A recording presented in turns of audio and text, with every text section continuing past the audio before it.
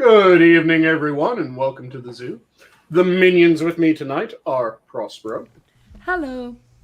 Adam, How's it going? the Hairy Channel, Good evening. and of course, I'm the keeper for the night, Sanguine. We might be joined by one or two other people later on. I don't know, and it's possible that someone else might start shouting, pick me, from the chat, and they might get dragged in. But, yes, to begin with, it's the four of us. How are all of you doing today? Hi. Fantastic. I violated one of my rules I made for myself. Sorry. Oh. I was that? really worried where you were going once you started with I violated. So was I. No, I was talking to Prospero on Discord about barbecue places, and I was reminiscing about this amazing barbecue restaurant that I used to go to in a very sketchy neighborhood in San Jose. And it's gone, of course, right? As so many wonderful things are, it just doesn't exist anymore.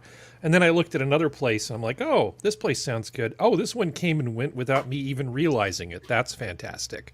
Damn. And I started thinking about how I haven't had proper barbecue in, oh, God. You know, I used to eat barbecue with my friends every Friday night, and this is like the main casualty. And there is a barbecue place nearby that actually delivers. I have their food in front of me right now, and I haven't gone there for 15 plus years because I hate the people who run this thing. And I've sworn to myself I would never order food from these people ever because it's overpriced and I hate them. But the call of barbecue was too strong. The call of barbecue was too strong. And even the mediocre barbecue places had already stopped delivering for the night. So, you know, I've broken my own embargo, and I'm not sure how I feel about it, but I have to admit that I didn't think you could put that much cinnamon in a warm berry cobbler and have it still be good. But yeah, it actually was pretty good. Nice. So I mean, the world's not all bad if somebody will deliver hot berry cobbler, ice cream, and a pulled pork sandwich to your door. You dirty, dirty boy. Yeah. I am a very, very. This is like forbidden fruit too, because I should not be having any of this. And if my barbecue buddies knew, I'd be in trouble, because we all hate them. And because it's now starting to make noise again, the noise that you guys will be hearing in the background, that the thing that just started sounding off, is my newest kitchen gadget, which is my chamber vacuum sealer. I'm currently using it to marinate some meat. So I think this is the last cycle that it's running on, so it should shut up after this cycle. But yeah, that's what that hum and beeping is in the background. I'm gonna pretend you have a droid working on some food products for you. Like I can teach you. That cheers. That's a good way to think about it, Adam. I like that. Oh, I've been on a lot of painkillers as of late, so. Yeah.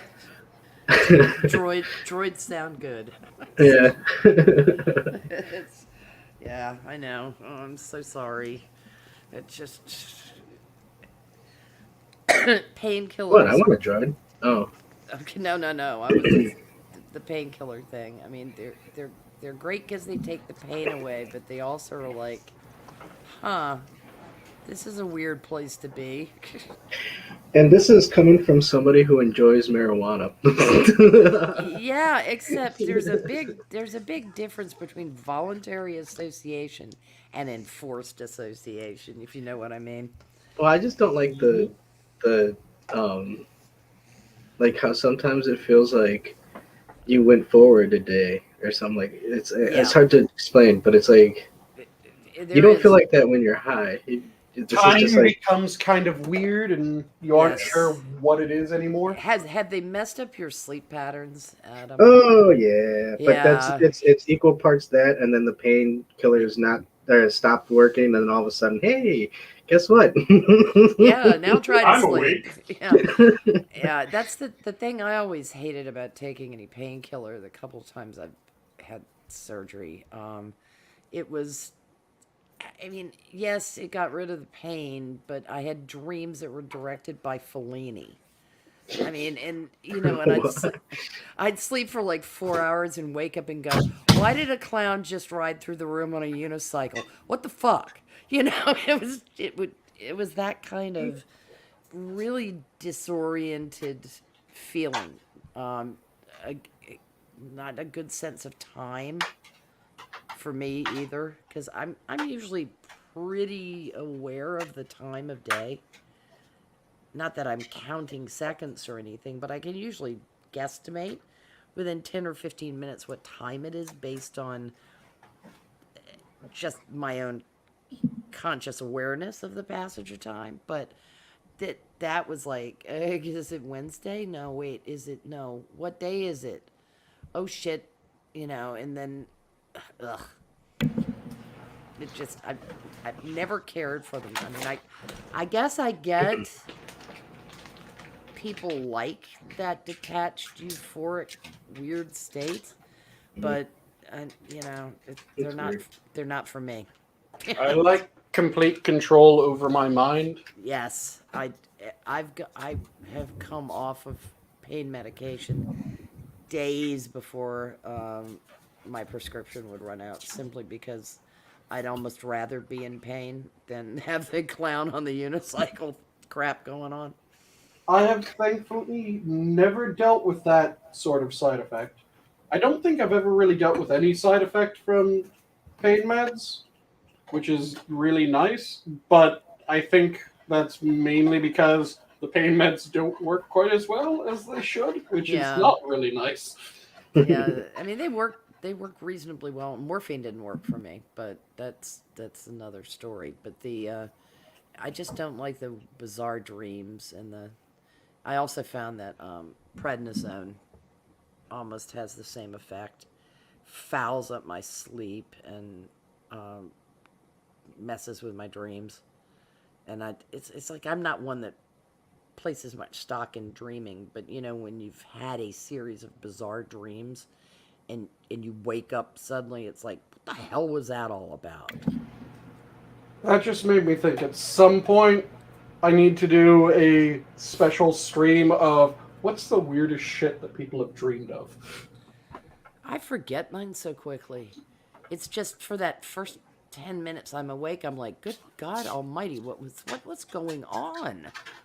There are very few of them that I can give you details.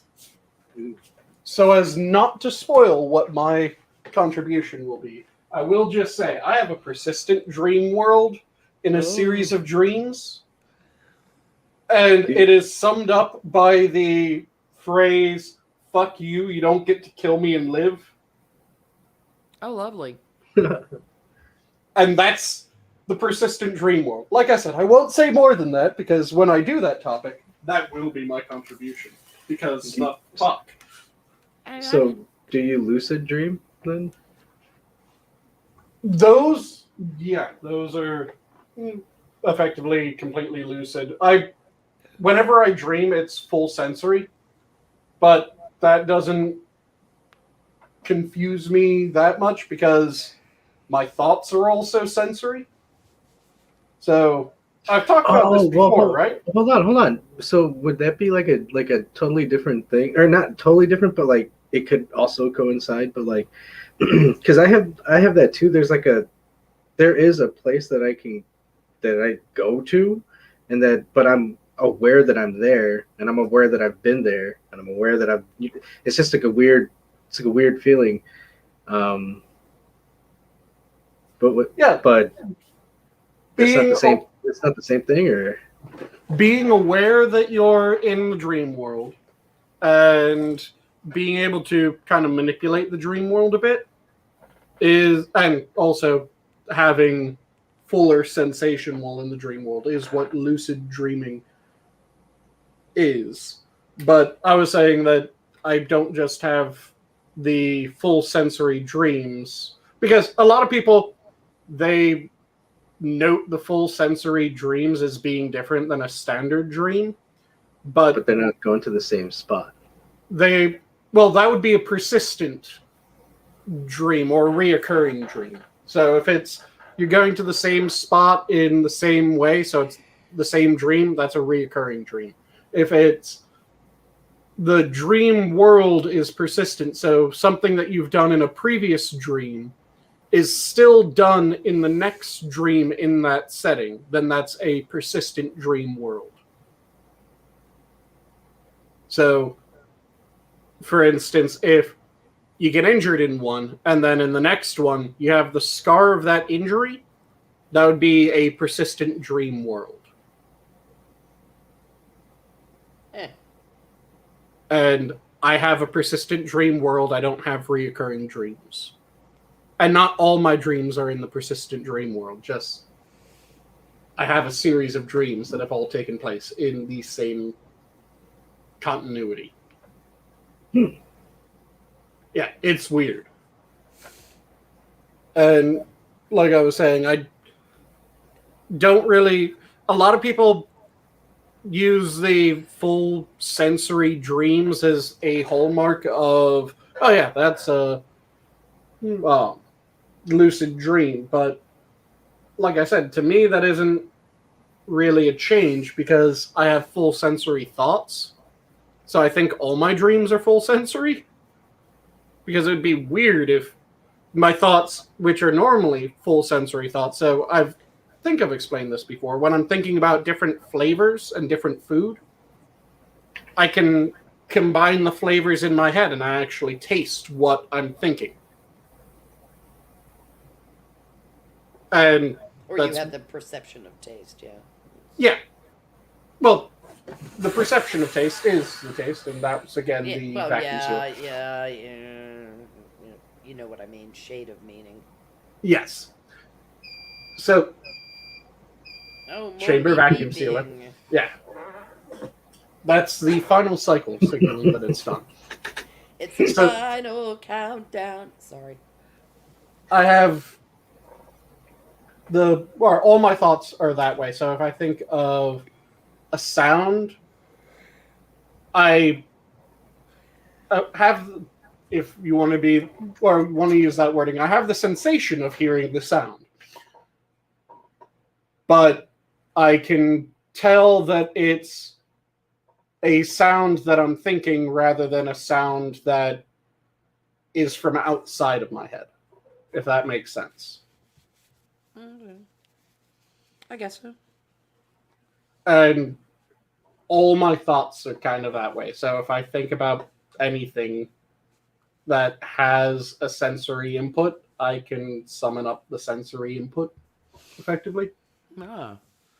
I think Harry's over there having the actual sensation of pork barbecue. Yes, he is. And I'm resenting it. Bite me. That's disgusting. That was mean. Just mean. And it isn't so much taste bud synesthesia, because synesthesia would be a cross-wiring of the senses. So when you're touching something, you're also getting a sense of smell from it, for example. Or when you see certain colors, you hear certain sounds, or vice versa. You can cross any of the senses. The only sense that doesn't get crossed in synesthesia is the proprioceptive sense, which is actually your sixth sense. So technically, when people are saying that, oh, people have a sixth sense, yes, it's synesthesia. You're trying to say that they have a seventh sense, and no, they don't. Fuck you. Well, proprioception is your sense in space. Yes.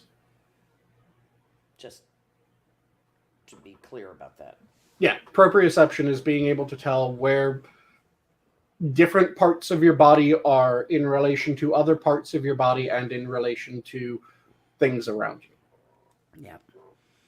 So you can have a severing of proprioception, which is really weird, and I can say that from experience. Yeah, it is. It's nerve damage will do it. Yep, because I don't know where my left leg is below my knee. If people want some sense of what it feels like when a limb goes fully to sleep, you know, if you've just like you get your leg is numb all the way to the hip, that kind of thing, and then you go to stand up and walk, you get a vague sense of what lack of proprioception is because you're not getting feedback. Yeah. You're just not, your brain isn't getting the feedback loop. It comes back into play very quickly with a, deadened limb. And it can be very different. Like if you've had a nerve block and you know that limb is deadened, well, you kind of know where it is because you're aware of it. You're aware that something was done to you. But when it's lingering nerve damage, you kind of forget. Yeah. And then you go to do something and it's like, well, then there's that. So when I'm walking, for instance, here's something weird that I don't think I've ever mentioned on stream. Everyone knows that I was a correction officer before, right? Yep. So Is it time to drink, Harry? Is that one of the cues? I don't think that is, but in hindsight, it probably should have been in their drinking rules. Go on. When Sanguine says something I haven't mentioned on stream before. Yeah. I get afraid. I don't know about you, Adam, but I get. I was a little worried. At first, I was worried. I was petrified. Nice. So the prison that I worked at was an old school prison. Think like Shawshank in how you're imagining it, where it's the tiers and it's all the cells are stacked up on top of each other up to it was 4 stories high. In most of the cell blocks, one of them was 5 stories high. So you have a catwalk effectively right in front of all the cells. Then you have a railing, and then you have, from the top, a 40-foot drop down to flag, which is a stone floor at the base of the prison. And there's nothing there except air and then flag. So we would have to do rounds every hour in order to check that every prisoner was still in their cell, check that the way that I always told new correction officers was the 3 main things that you looked for were hangers, bangers, and bleeders. Mm-hmm. Hangers, self-explanatory. Bleeders, self-explanatory. Bangers, people fucking. Mm-hmm. So you do a round, make sure that everyone's in one piece, still in their cell, no one's dead. And as we're walking, like I said, there's this railing that comes up to about hip height. And it's like a standard railing, so there's a gap below and a gap in the middle and all that shit. I don't know where my left leg is below the knee. So I trained myself that when my foot goes out of line, it's going to go out of line towards my midline.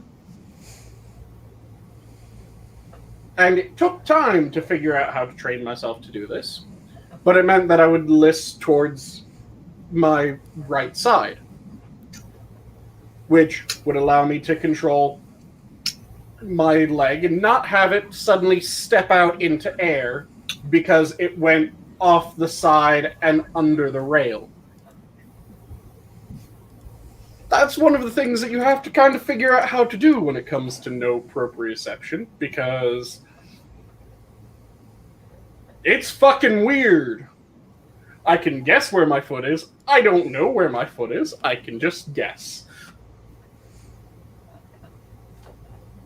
And that's with all the other signals from the foot staying the same, because I don't have any loss of sensation in the foot. I just can't tell where it is. Everything below the knee because of an ACL injury. So Sanguine. Yep. Is that the end of the story, or I'm sorry? I didn't Yeah, that was the thing that I don't think I've ever mentioned. Having to train myself to walk in line so that Hold on. You I said it wouldn't again. step off into the air. So I know how much you love trivia, and this is pretty trivial as trivia goes. Have you ever heard of something called the Munson Last, L-A-S-T? Last season of Monsters. I was thinking Thurman. There's Yes. something that's kind of tickling my memory, but I can't remember enough, so I'm going to say no. Okay. Or So maybe a just in last passing. is a last is basically the form around which a shoe is built. It's the Yep. blueprint for a shoe. And the Munson last was something that was actually developed, I think, around the First World War for the U.S. Army, because this proprioception that you're talking about is actually important. It's Yep. good to know what's underneath your damn feet up to a Yep. point. And so a lot of the minimalist footwear that has been designed, at least along a classical blueprint, is based on the Munson Last, which is a beautiful thing. My shoes are actually, that I wear, are based on that. And it's good to just know where your feet are. If you put a fairly thin sole on a shoe, or almost no sole at all, you get something that's more like walking barefoot. Yep. As opposed to trying to beat the human foot into submission by, countering for fallen arches and putting a half-inch freaking heel on the front, because apparently for reasons you need to have your weight shifting that way. That's sarcasm. I don't understand why shoes are made the way they are, why any sensible person would have a high heel on a boot. And women in particular, it's like, yes, we appreciate the effort you're doing to make your calves look toned and your butt stick out, but do yourselves a favor and don't do that. Shoes kind of weird me out. Yeah. There actually used to be a good reason for the heel on boots, but it is no Yes, if you're longer a riding a valid horse. reason. Yeah, the A stirrup. Yep. Yeah, the stirrup thing. But It was to help But, fund the stirrup problem. Yeah, and you can, Ladies, you do. I mean, Harry's opinion was There- just that. there's another reason. It isn't just the stirrup. If particularly in the West, or if you were dealing with cattle, horse or cattle, general term. In roping or anything where you have to leverage yourself, the heel would dig into the dirt. Yeah, you I could was gonna lean say, back and the yeah, heel good for that too. will work as a skid. Or a bracer. Yeah, it gives you something to dig in on. But beyond that, no, I got accused because I wear flat shoes. I've already told just recently the story about wearing heels to the opera and damn near breaking my neck on a flight of stairs. Actually, I just tobogganed down on my knees, but it was sufficiently embarrassing. The shoes Was it a were windy day? no, it wasn't. No, it was absolutely indoors, and I was absolutely sober, which made it even more humiliating. At least let me fall down the stairs drunk. Well, I particularly then, I can't say it now, but I always had extremely good balance. I played basketball. I could do a cartwheel on a balance beam. I didn't have issues with falling off my own feet on the regular. But wearing heels make my feet hurt, so I won't do it. And my mother had chronic foot problems. All the older women I worked with when I was working at for the ophthalmologists when I was in my 20s, all of them, they had bad backs, or they'd had foot surgery, they had bunions, they had hammer toes, they had all these other problems. And so I wore flats, or at worst wedges. Mm-hmm. And they actually they called my footwear little girl shoes. Yep. And I told them, I said, that's nice, but I don't intend to be lined up for surgery at your age, if I can avoid it. Because their feet were shot before they were 60. Mm-hmm. And then when I went back into retail work, it was absolutely ridiculous. I mean, there were retail establishments. JCPenney's used to require that its female employees wear heels. Yeah, because it looked classy. Yeah, they required it. Yep. And they were specific. It couldn't be a chonk heel. It had to be, a particular width of heel and this, that, and the other. And I mean, meanwhile, men were walking around in the polished up version of brogans. Yep. I mean, it did help Clark Griswold see that there's, you won't see the line on the skirt. So, I mean, Yeah. Yeah, but yes, it does make the calf look very nice, and the ankle and the foot look very nice. It's And the ass. a very lovely. don't forget the ass. Yeah. You can't forget the ass when you're talking about the things that look great in heels. He got right all the way up there, Well, I see. and no lines. No, go ahead. Sorry. Being possessed of a flat ass, unfortunately, wearing heels didn't do much for me in that regard. And hip dysplasia is just a lovely thing, isn't it? Mm-hmm. But goddamn, I looked good while I was acquiring it. Yeah. Yeah, Princess Diana, bless her, did one good thing. She was extremely tall, and in heels, she was taller than that nitwit she married. So flat shoes became okay. So what about platform shoes? Do you think? Oh my god. How high of a platform shoe are we talking? I don't know, enough to Full-blown go-go boots? from the Huggy Bear. side of us? I think he's thinking Huggy Bear. Adam wants to go to Funky Town, is what he's saying. Yeah. Let's go, dudes. Adam sits up at night watching Soul Train reruns and go, that footwear was the shit. I'm gonna get me a pair of those one day. So you made it. In a purple velvet smoking jacket and a pair of platform shoes. And then you also need to get that single-person cage to just string up somewhere. You need a walking cane. I am dude. Velvet Jones. Here's my new book, How to Be a Pimp. No, it's I Want to Be a Hoe. That was how it went. Sorry. I was trying to remember the thing from early SNL. Yeah, I want to be a hoe. Gosh, who was that? Was it Morris? Who did that? I think it was Yeah. Garrett Morris. Mm-hmm. It was Garrett Morris, the before Eddie Velvet Murphy. Jones School of. It was the Yeah. Velvet Jones School of Technology, and his new book, I Want to Be a Hoe. Yeah, that was before Eddie Murphy joined and doubled down. Yeah, that was well before Yeah. that. But no, that was fun. But Adam was busy saying earlier that he disavowed my opinion about women in high heels. I'm not saying it doesn't look good, but a beautiful woman who has back problems who tells you to leave her alone is not a good thing. That's not. Comfort is underrated, and people should be comfortable. It makes so many things easier. I didn't disavow. I merely stated that if you got it, flaunt it. Yeah. There actually used to Producers, nice. be. Now, I hate to say this because it almost disproves what I've been saying and what Harry said. There was there was a company called Red Cross Shoes, and I think Naturalizer ended up buying them. And the single most comfortable pair of dress shoes I ever owned were Throw Me Down and Fuck Me heels from Red Cross. They had easily a 2.5-inch heel Holy shit. on them.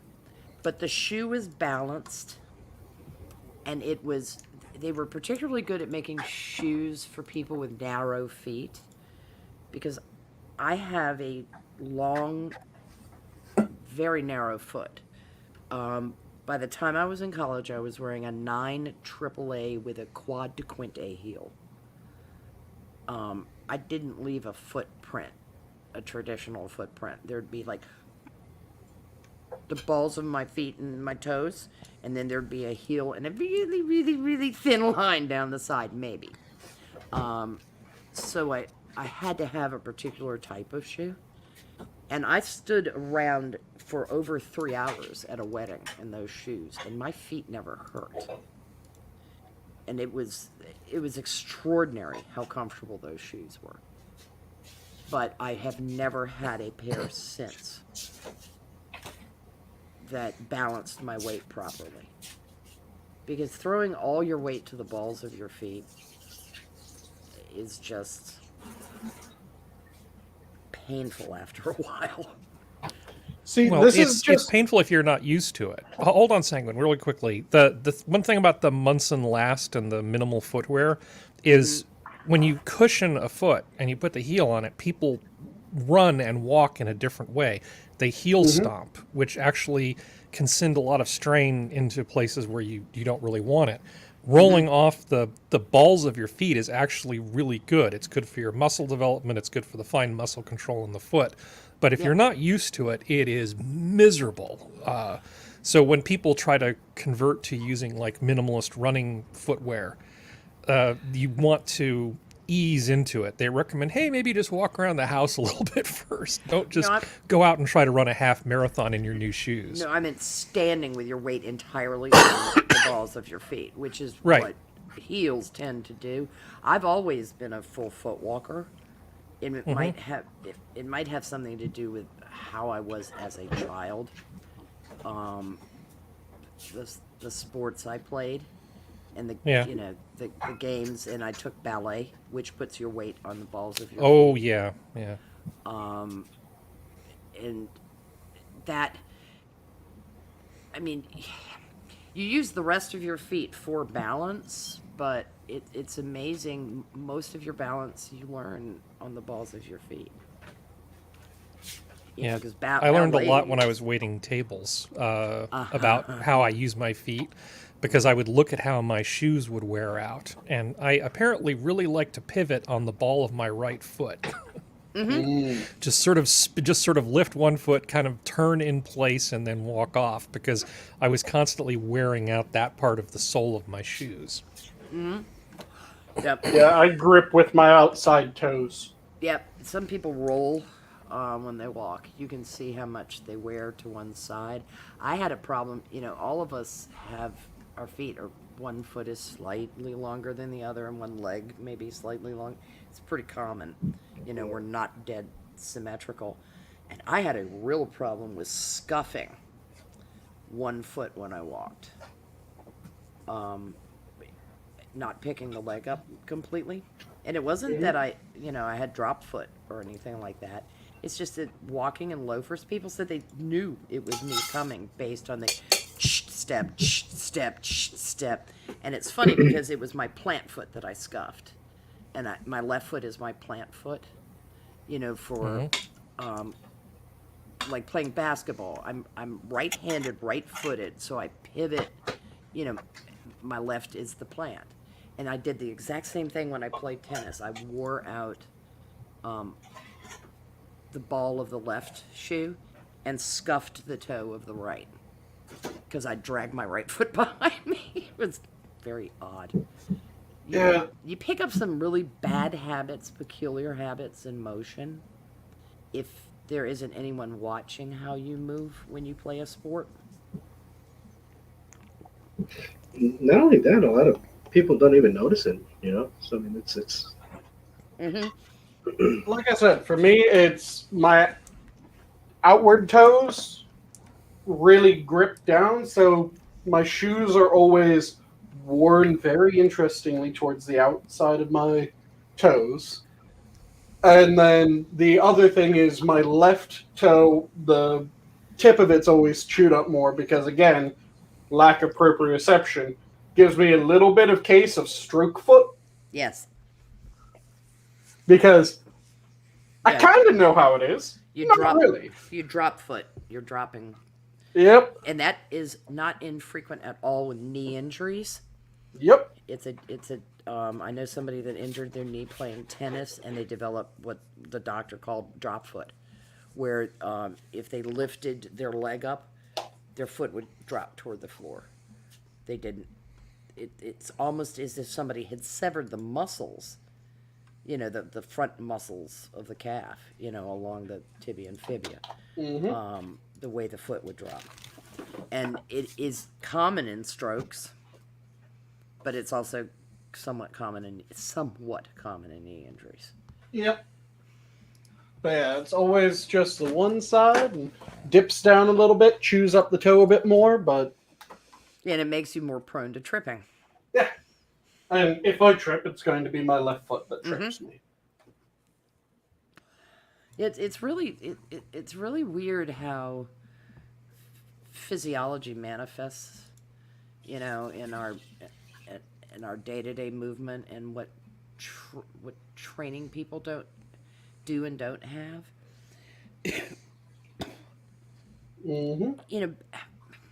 People scoff at ballet, but for ages, football players, a number of them, would take ballet. Especially backs. Hockey players would as well. Or they take figure skating, to give them more fluidity on the ice. I love that movie. Fluidity on the ice? No. Ducks. Huh? Mighty Ducks? Oh, well, I mean, Mighty Ducks too, but Where they had the two also figure one. skaters. And also one.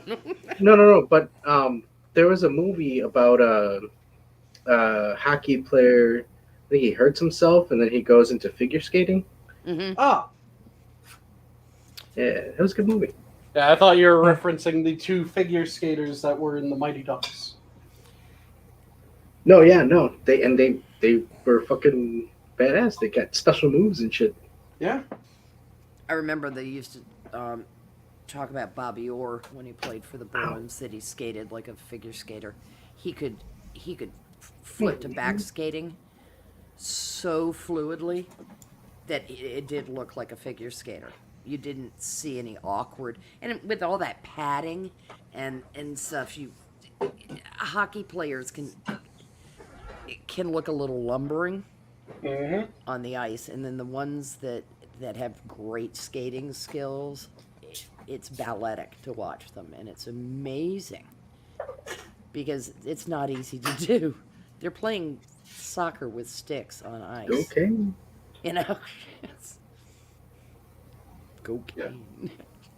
I love my Blackhawks. It's always interesting watching various things and seeing how the skills from one will transfer over to another. And some of them are really surprising. Some of them you think of and you go, oh yeah, makes perfect sense. There are some pro athletes who, when you look at what they played in college, you understand they develop cross sport skills. They played both baseball and football, or baseball and basketball, or that there are different. They have a different level of athleticism. But they don't. It's more well-rounded, but it's different. They just have a different skill stack, I guess would be the term. Yeah, and it seems like it only really comes into play with certain positions. Yeah. Because you'll see that a lot with backs, like I said. Backs and runners. Yeah, if they've taken ballet, if they've done a number of other sports. Gymnastics or anything like that. Yep. Yeah, you can really tell that that gives them a edge because they have this skill or that skill. And then there's other positions like linemen. There's really not much of a perk if a lineman did ballet. And even with defensive line where you're trying to dance through it, the one that's kind of a weird connection that can work as a defensive lineman is if you do swimming. Yeah, I mean, probably the best thing ballet would ever do for anybody transferring it to a sport like football would be balance and flexibility. staying well stretched out and that kind of thing. And most conditioning training leans toward that anyway, although it is to wonder, because usually in the first 3 seasons of the NFL, 3 weeks of the NFL every season, you see a lot of people go out with injuries that I don't know. I suspect that a better exercise and training regimen would mitigate. They wouldn't be as easily injured as they were. I think a lot of them are in terrible shape when the season starts. And like I've said before, a lot of the injuries that you see in football are shit that we shouldn't be so keen on, well, let's design a new bit of pad, let's design a new type of helmet. No, what we should be really drilling down on is the technique at early points. Yeah.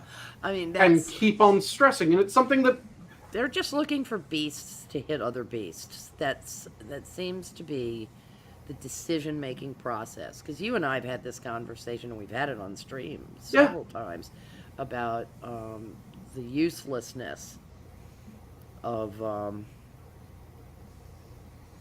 what football's becoming, because it's just oxen falling on oxen as far as linemen go.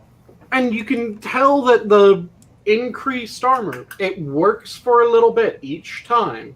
There's a couple years where, the injury rates go down, and then they come right back up. It's sloppy training and sloppy conditioning. It doesn't matter, because they have an enormous field of people to draw from, to throw into that meat market, and they don't have, the players' union is not represented by linemen. Yeah, it's represented by backs and receivers. Yep. And if we really wanted to reduce the injury rate of football and the injury rate of boxing, the solution would be the same in both. Or long-term injury rate in boxing. Let me phrase it that way. Well, rugby stopped killing people as often as it or seriously damaging people, because the rules just became more stringent and they don't fuck around.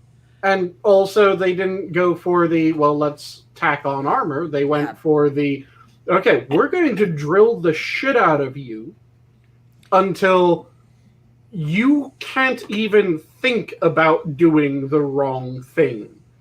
Yeah, in the days of the leather helmets, people still sustained head injuries, but they didn't sustain head injuries at the same rate that they do with these giant, here, let me put this thing that makes you feel invincible on your head. Yep, and it does the opposite. Well, it's not that it does the opposite. It's that everyone goes, I have this helmet on my head. My head is now safe. I can use my head however I can. Your brain doesn't work that way. And your brain does not work that way. And if it hurts to strike your head into something without a helmet, don't do it with a helmet on. And the same thing happens in boxing, because if you look at old school bare knuckle boxing, how many times do you see someone get punched in the head? In the face, yes. In the head, if you know what I mean, there's a difference. Yeah, you'll punch someone in the nose. Yeah, go for the cheeks and the nose and the chin but not the side of the head. Yeah, not the side of the head, not the front of the head. Sure as shit, not the front of the head. No, not between the eyes. Now strap a pair of gloves on someone. How often do you see them hitting the head? And it ends fights a lot quicker. Absolutely, because you're causing brain damage and knocking the fucker out with a blow straight to the skull and slapping their brain around. And you don't have to worry about your fist breaking anymore. So, fuck it. Why not? Whereas if you do that bare knuckle boxing, if you sock someone in the skull with your bare hand, Ow. your fingers are fucked. Yep. Yeah, people went for the soft spots. They went for the cheek Hell a lot the mouth. more working the body. and a lot more working the body. But you could do the mouth. You could hit the cheek. But yeah, it tended to be body punching. Yeah, old school bare knuckle tends to be a lot of body with an occasional head. With the occasional head, because if you had somebody bent double, you could pretty much cold cock them then. Yeah, you could clock them right in the teeth. And yeah, night. It's just...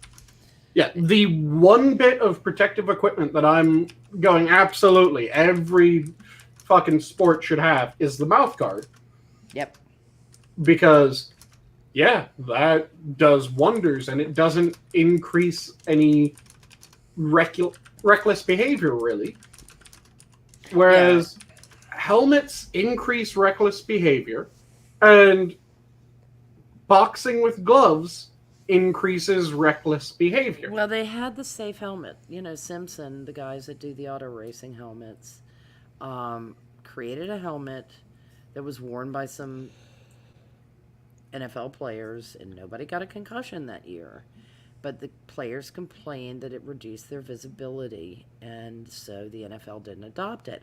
And so apparently they like to transfer ad revenue directly into lawsuit payments for traumatic brain injury. Well, again, it isn't just that. It's that with every new addition of equipment, that helmet, it would have handled for... Well, they're married to the helmet, okay? They're married to the helmet now. I mean, they're not going to go back. I know, but what I'm saying is that the change in helmet, eliminated concussions for that year. But... Well, they never used it. They never used it past that. I know. I'm saying, though, with every generation of equipment, because we've done multiple generations, it hasn't just been boom, done. I know. The injury rate the year that the new gen comes out plummets. Well, they didn't test that. 2-3 years out, it increases again. But we have no way of knowing that would have happened with this helmet because they didn't test it past the single year because there were so many complaints. Perhaps, but I'm still willing to bet past his prologue with this. Yeah, but you see an awful lot of auto wrecks with guys not coming out with severe concussions. True. So, and that is incredibly high impact. High speed impact. I mean, there's some impacts that are unsurvivable regardless of what kind of safety gear you use. They just will be. That is a consequence of auto racing. It's an assumed risk that drivers take. They're just going to be. There's no way to make it kill-proof. Absolutely no way to make it kill-proof. There was nothing that could have been done other than safer barriers. And safer barriers make all the difference in the sports, in the racing world where they are used. They have made an enormous amount of difference. But have you seen the ones that kind of look like Buddhist prayer wheels? The safer barriers? Yep. Where rather than having like a metal guardrail or anything like that, or concrete guardrail, it's a shit ton of rollers, effectively. Well, yeah, there's a lot of them are styrofoam too. Yep. Or a styrofoam-like product. The first time I saw a safer barrier do its job was, God, this was damn near 20 years ago. Actually, it was longer than 20 years ago. About 25 years ago, a open-wheel racer named Ari Lyondike was racing in the IROC series, which was the International Race of Champions. and it was in a stock car, but every stock car was identical or set up identically, and it was drivers who came from stock car racing, open wheel racing, occasionally Formula One drivers, that kind of thing, all racing together. And it was, if I recall, it was at Indianapolis, and there was contact, and he was spun into a dividing wall between like pit road, if I recall. It was a wall that was like a split between two lanes or two spaces, which is not a good place to hit. And the wall just exploded in a shower of styrofoam. His car got pretty fucked up, and he didn't even have, maybe he had a mild concussion, and it was a full speed impact. I mean, that has killed people. Neil Bonnet died at Daytona hitting a wall split like that. But it's, I have seen those. Yeah, these are the ones that I'm talking about. But the safer barriers are actually encased. And they're pretty remarkable. They're very, very good at tracks where the speed is very high, and you also have a tendency to bunch up your driver, so there's a lot more incidental contact, spin-outs, and that kind of thing. What killed Dale Earnhardt was physics and the absence of safer barriers. Now, he might have been pretty fucked up even with safer barrier, but I don't think so. I actually think that might have helped tremendously, but there was absolutely nothing, given the circumstances of the track at the time, that would have made any difference. People bitched that, he wouldn't wear the faceplate on his helmet. That had nothing to do with it.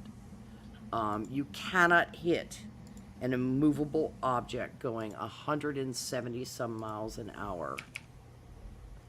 And actually, he may have picked up speed because there was incidental vector contact with another car right before that, and you know how energy transfers. Yep. You cannot hit concrete like that and have your brain inside your skull not get destroyed. Yep. And to comment on something that chat said, this was Jedi Ghost Bear. Can I get a guy to wrap a sucker up, please, better than just lowering your shoulder to level a guy? Absolutely. Like, I've said this, I know, after streams before to people, and I think I've said it a good number of times in stream. The thing that is pissing me off the most when it comes to football is a lot of the drills that we need to be doing when it comes to high school and lower teams, and still through college, are the exact drills that they're trying to get completely removed from all training. Because we need to do Oklahoma drills, and we need to do bullpen drills. Those two drills in particular are crucial in order to reduce injury in the long term. For everyone that hasn't played football before, or if the drill goes by a different name where you're from, an Oklahoma drill is a tackling drill. Are we drilling down into the details? And in the tackling drill, you split the team into two lines. We've done this before. Not everyone is always here. Oh, I know not everyone Hold is on, always... but wait, has he mentioned it before? Has Sanguine mentioned the Oklahoma drill? Yes. Oh shit! In previous streams, maybe, and like I said, I know I've done it in after. Not a maybe, dear.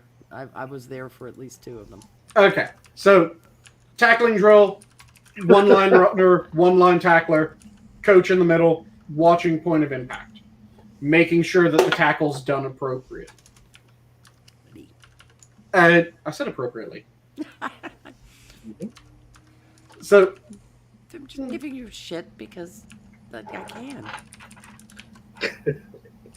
So we need to do these drills because that's where you really start smacking people around whenever they start putting their head in the tackle and spearing people, because that's how you fucking cripple someone, either yourself or the other person. Or both if you're lucky.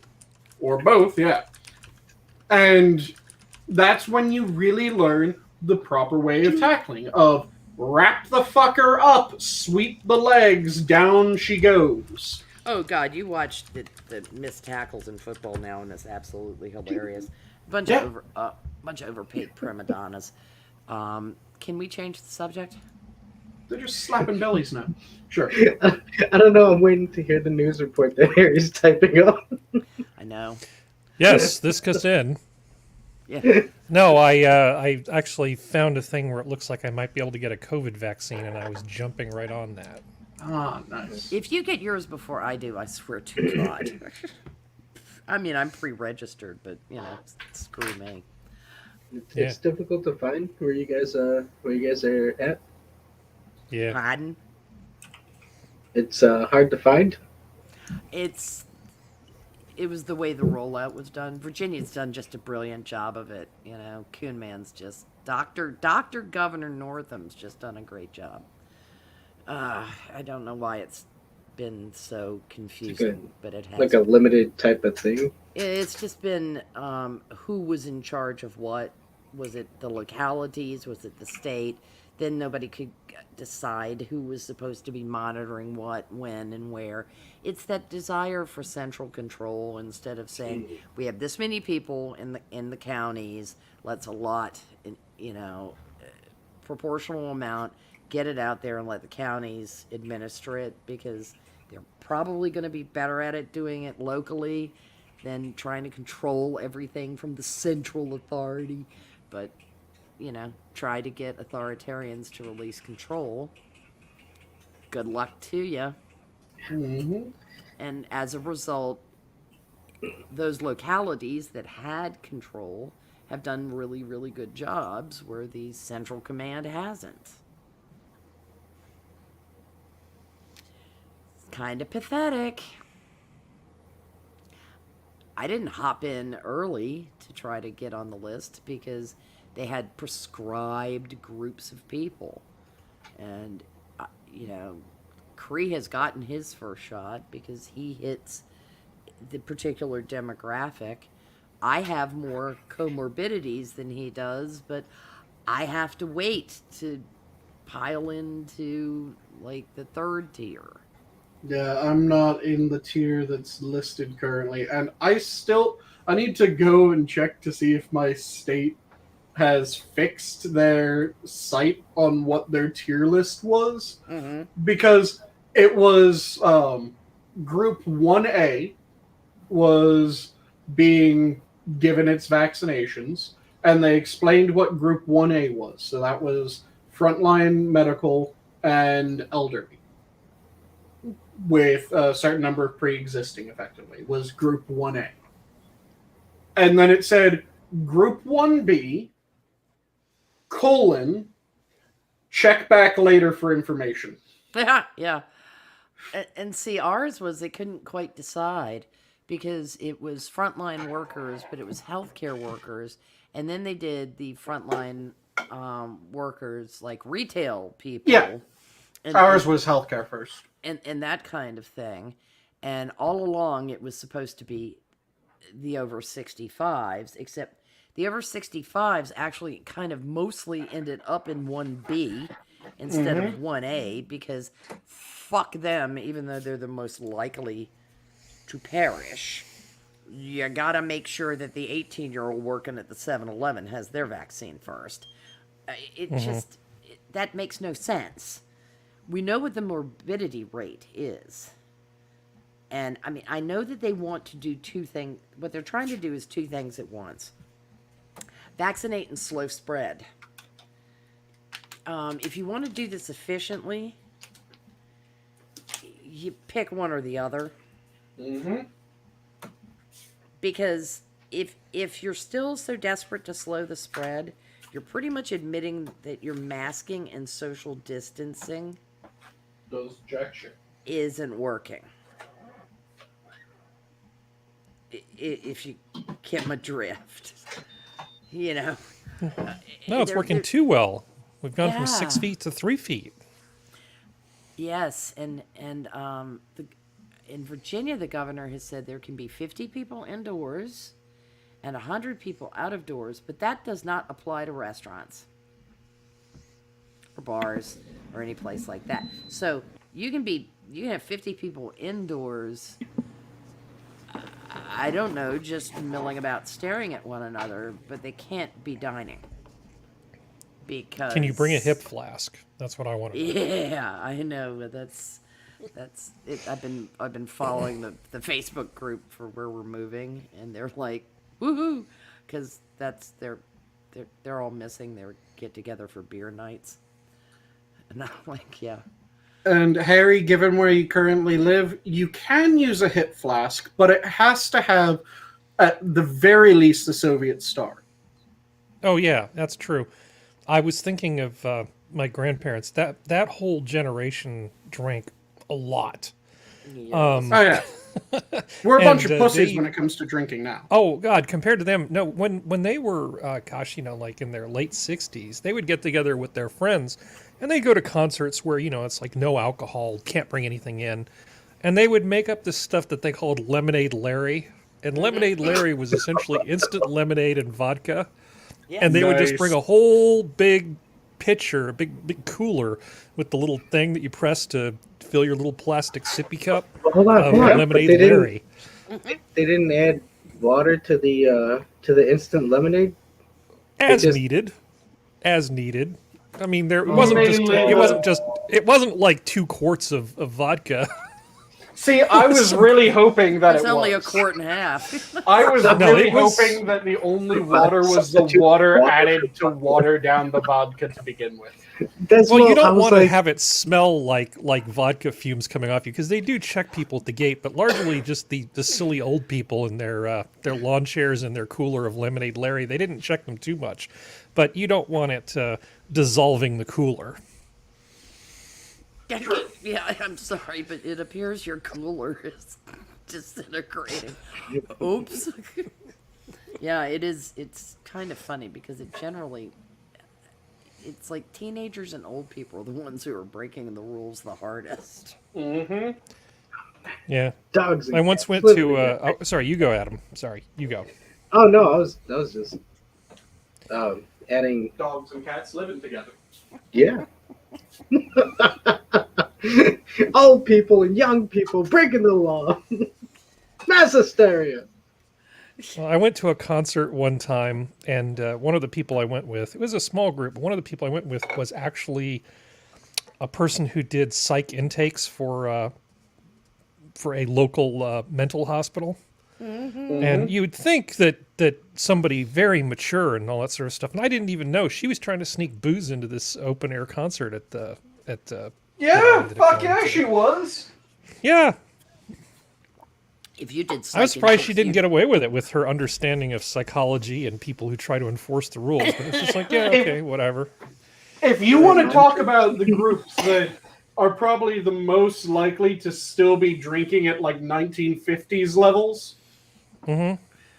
look no further than EMS, correction officers, fire. See, I don't know, We dude. still drink like fishes. No. I always think the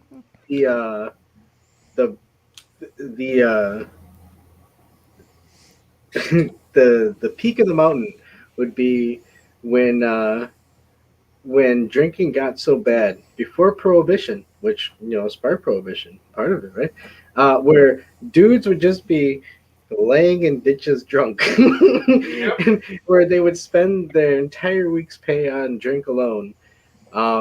Where it would get to the point where it would take an old lady with a bag full of bricks and a hatchet and just going in there and beating the shit out of anybody in the fucking bars.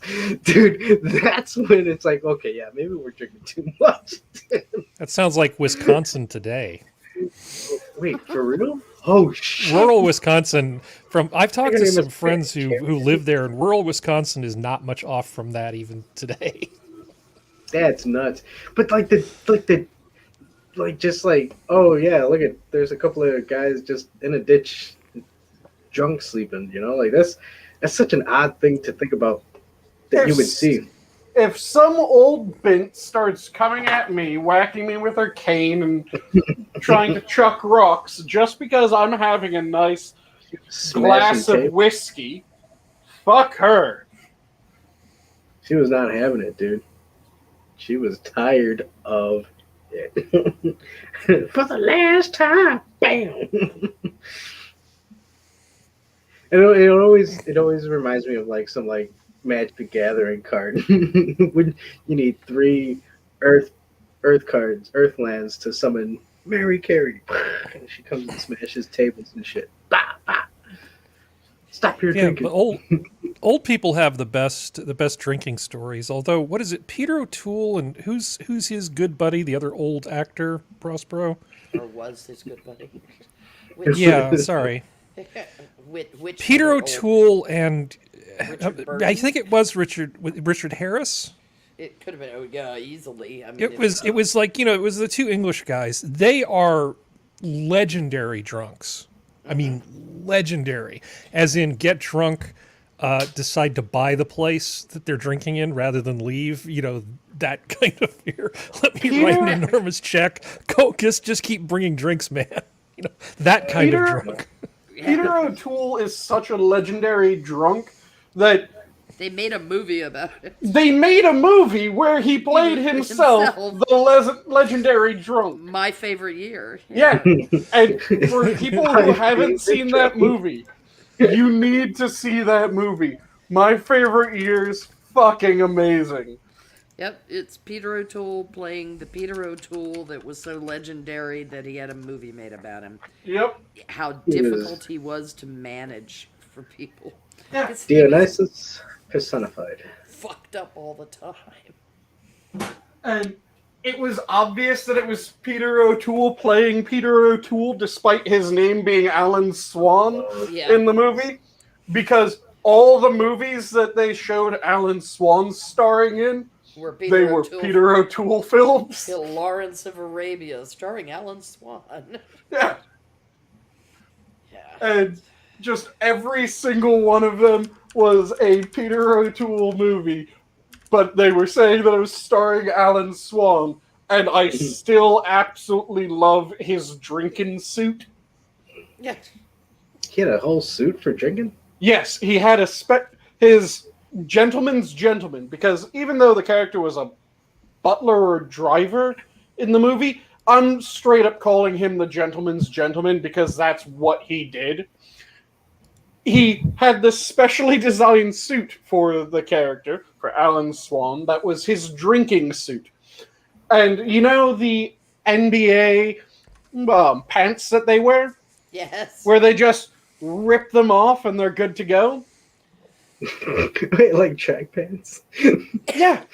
That was what the Alan Swan drinking suit was, only it looked like a really nicely done suit, but then you could grab it by the front, pop it off, in just one quick pull. That way it was easier to get him undressed, to get him in a bath when he was pissed drunk. Dang. No, it's practical, I guess, right? Yeah, it was his drinking suit. He may have a just chicken famous. It wasn't just famous stars who did stuff like that. I've talked to other old people, back in the day when they were still around, and they would say things like, "Oh yeah, you'd go to Vegas and drink and take in a couple shows and drink a little too much, and instead of staying there overnight because it's expensive, you just drive back and you're going through the desert. You just set it at 80 and you just close one eye and you use your left eye to line up through the little hood ornament thing that they would have on cars then, sticking up. And you just line that up with the white line on the side of the road, and you just try to keep that even, and you could just go 80 when you were kind of drunk and not run into anything that way. Perfect, because it's a nice straight thing. And I'm just like, how did any of us actually survive? How did any of us become born? They should have just all died. Sorry? The hood ornament was just to find the front of the car. Yeah. Oh, I thought it was. Wait, Yeah. I was. Well, I mean, drunken target lines. Hey, Yeah, iron sights, right? That works too. Shit. exactly. Works great. That's what they look like. Yeah. I mean, they really did. Aiming When down the barrel. when I of a started fucking driving, they still had those on the front of cars. So. Yeah, Yeah, old people are great. Too bad we don't have as many of them around anymore. It sucks that they got rid of a good chunk of hood ornaments because they were useful for being able to tell where the front of your car was exactly. Yes. They Mhm. were. And you guys know the reason why a good number of them were gotten rid of, right? People were stealing them, and it was causing damage. That wasn't the main reason. Well, that was a good reason, though. The main reason other was they were fucking stabbing people and pedestrians. Ah, If a pedestrian got hit with a car that had a hood ornament, there's a good chance that hood ornament's now in the pedestrian. well, in the EU, they have safety standards about how hoods on cars are supposed to be built, so the hood actually is safer for pedestrians if you slam into them.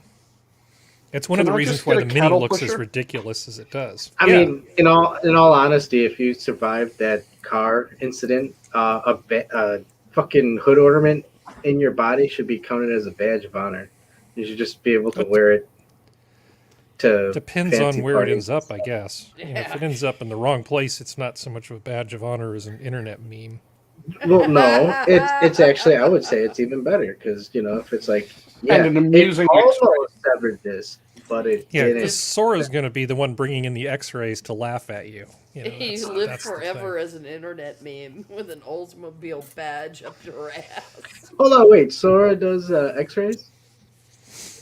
When she She's feels an like imager. it, she could. I'm She not isn't, too but she happy could. with imagers. Today, the nurse today was rough, man. She didn't give two shits. She said, "Stop being tense," and I'm like, "You're fucking hurting me." Did she give you a little lead banky for your genitals? Not even. She was just like, "All right, just go over there and fucking stand in front of the fucking bar or the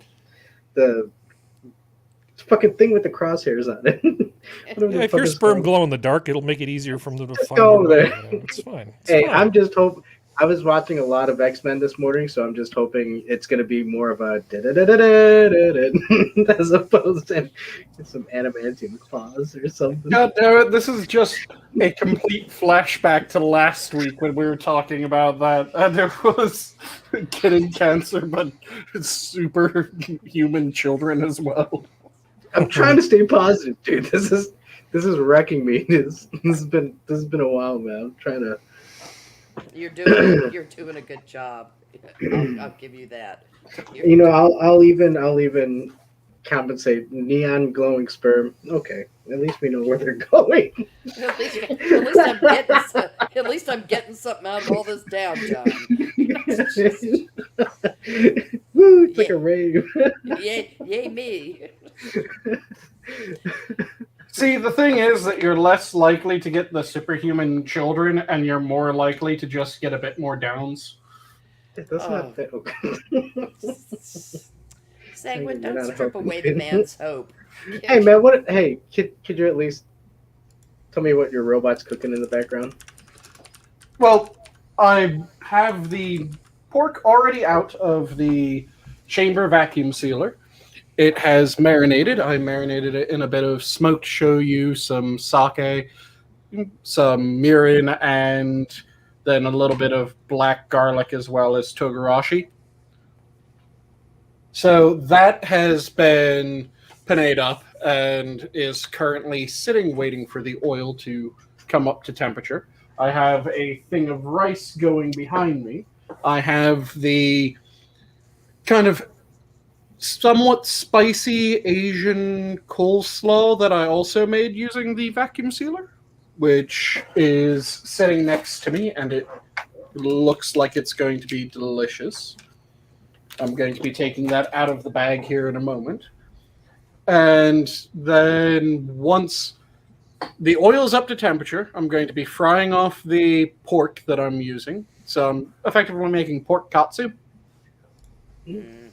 going to be frying that off, then plate up the rice, or rather stick it in the bowl that I'm going to be plating everything into, and pull the pork out after it's fried up, beautifully golden brown, let rest for a moment, then slice it up, lay it out on the rice, and I'm just slicing up some onion, which I'm going to do a very quick pickle of, and I might decide to use the vacuum or the chamber vacuum sealer again in order to speed up the pickling process. Now, just to rewind a little bit, and hello everybody. Just to rewind a little bit. You mentioned the downsies, but you didn't include the flipper babies. And as the representative of the flipper baby delegation, because they have flippers, they don't have hands, somebody normal has to represent them. I am quite offended, sir, and I demand your immediate cancellation for not recognizing the thalidomide babies. Come on, he's getting x-rays, not going on thalidomide, and he isn't banging his sister, who's also his mother. His mother and her cousin. Yes. Hold on. He isn't West Virginian. Can we just agree that we can skip on the onions? I think he just dropped the glove there. I'm telling.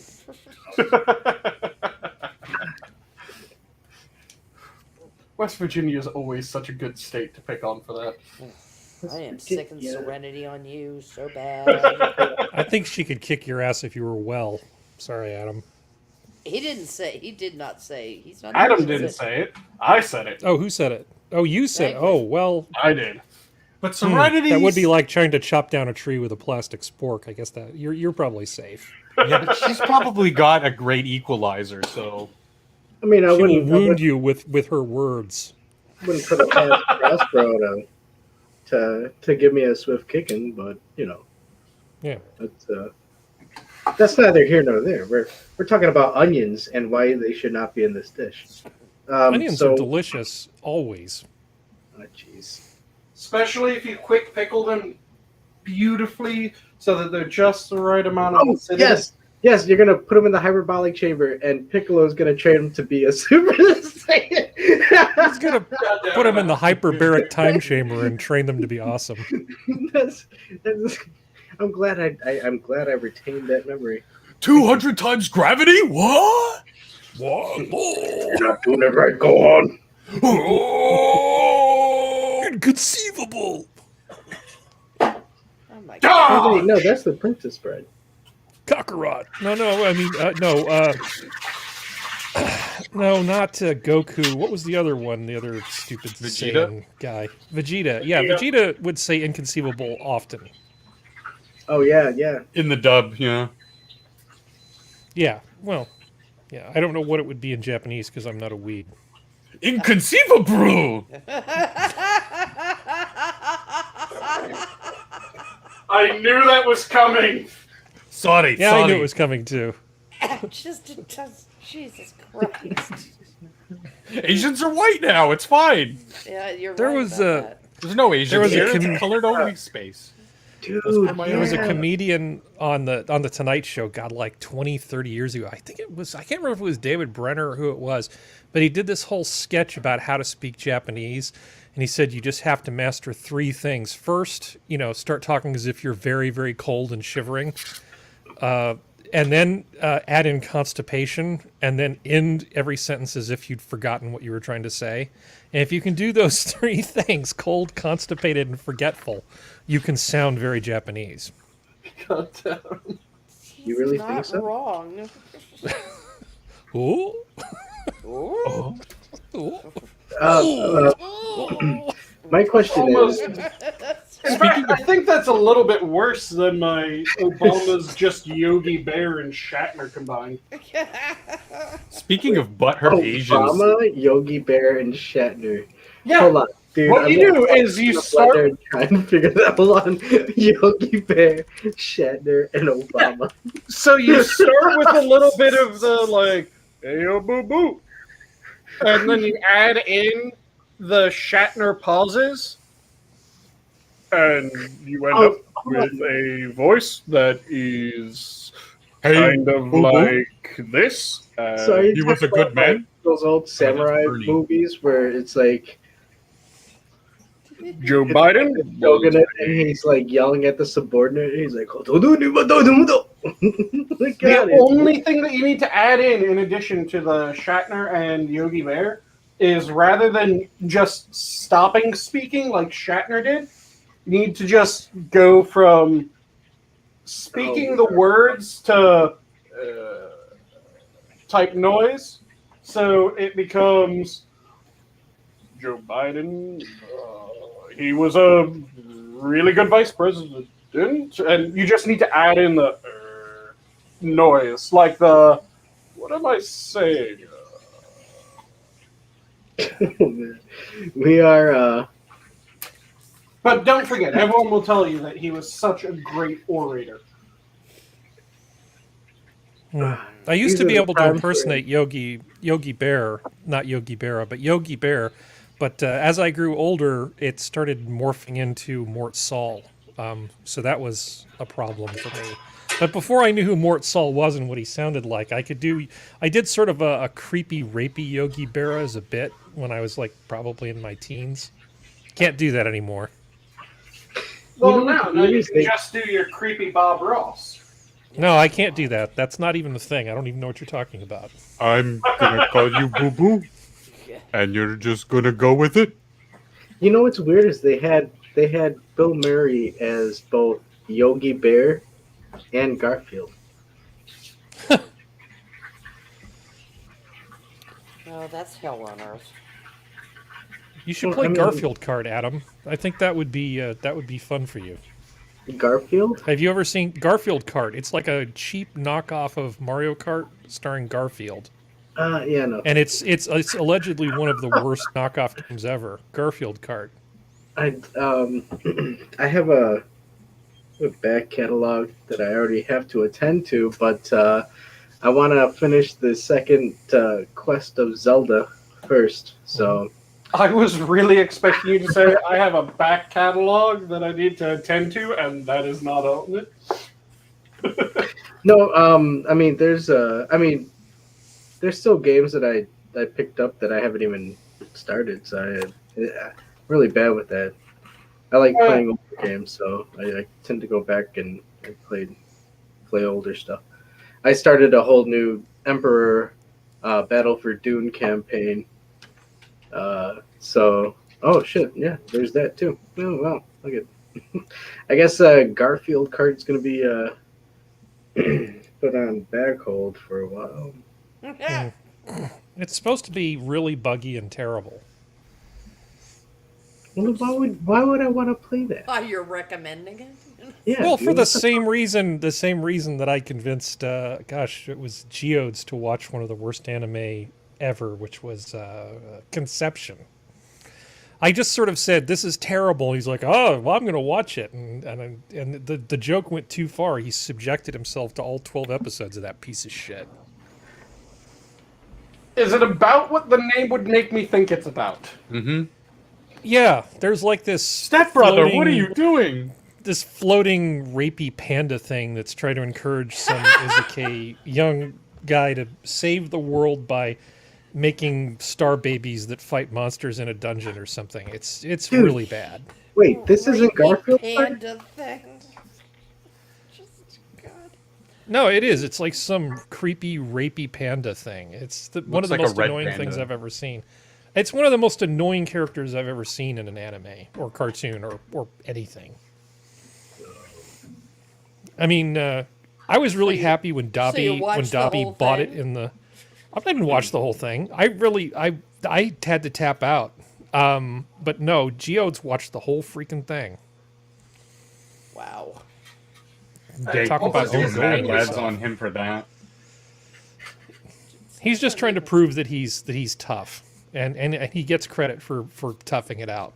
Did you made of did sterner he stuff. give you a review after doing so, though? Oh, there's not much to say about something that bad. It's like, it's like when you see a big pile of shit, what do you say about it? Why, look. A big pile of shit. Well, it depends.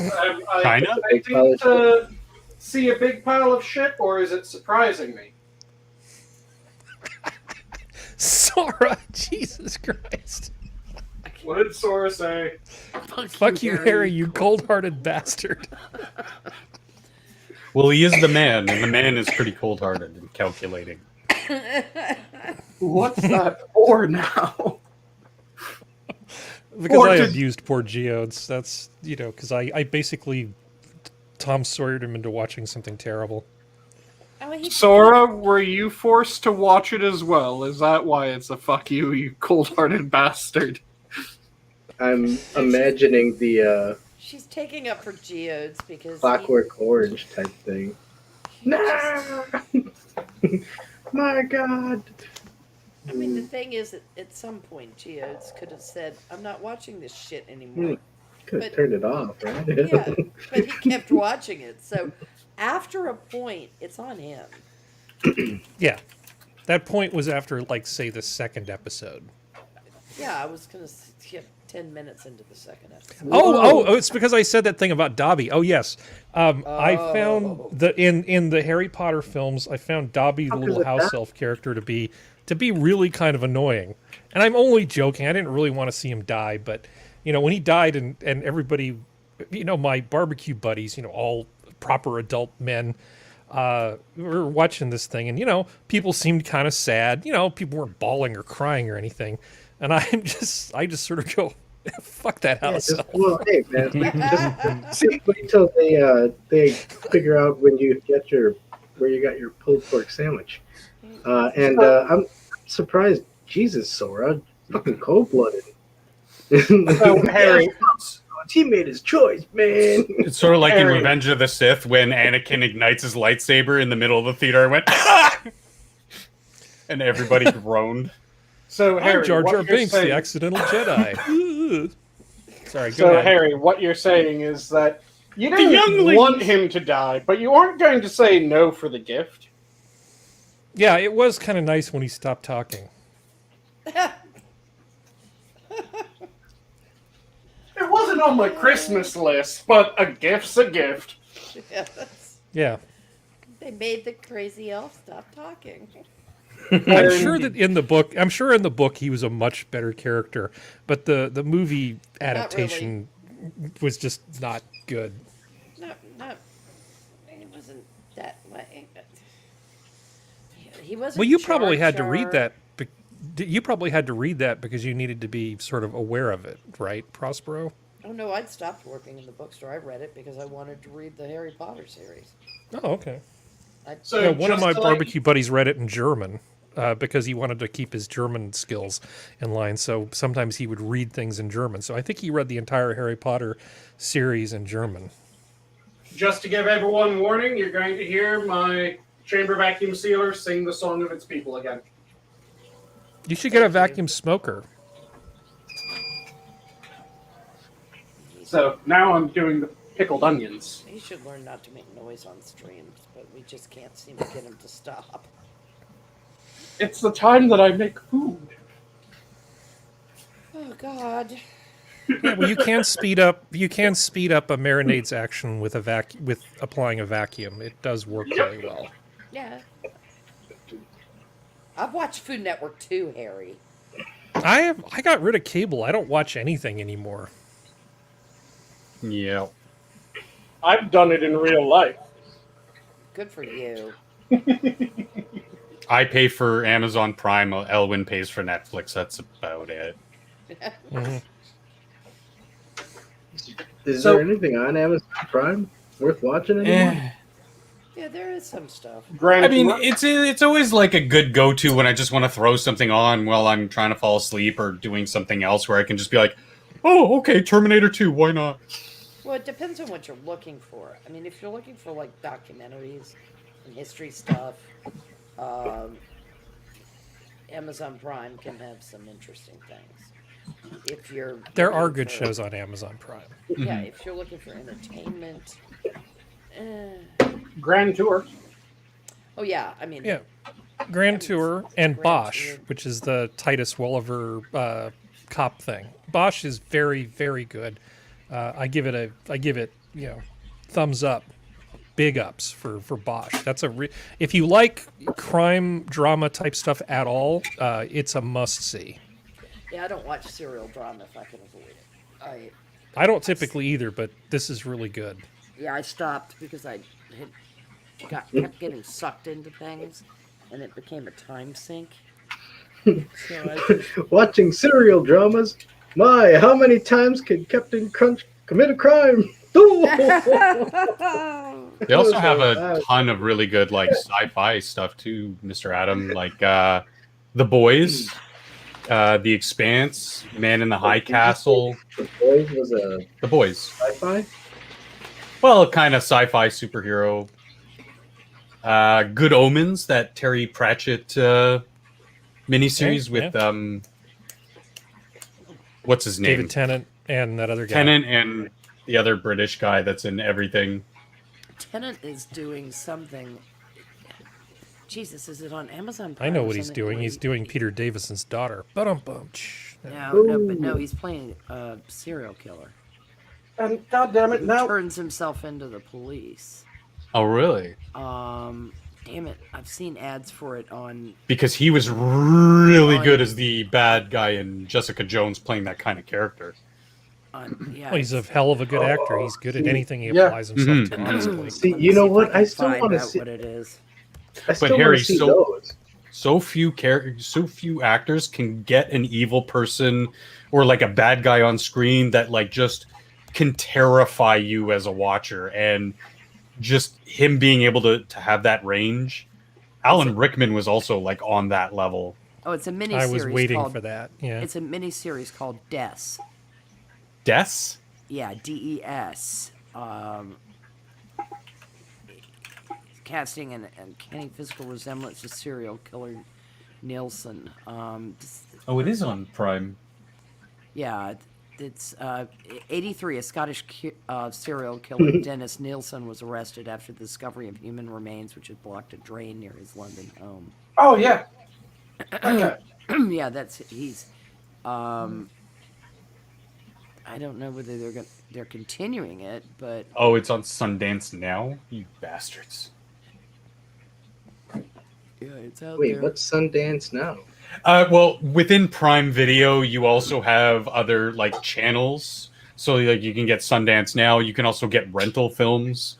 Like they'll have here. If I just go to the quick hold on, just when you said Sundance now, it just triggered a memory of Suncoast Videos. I don't know if any of you guys. Yep.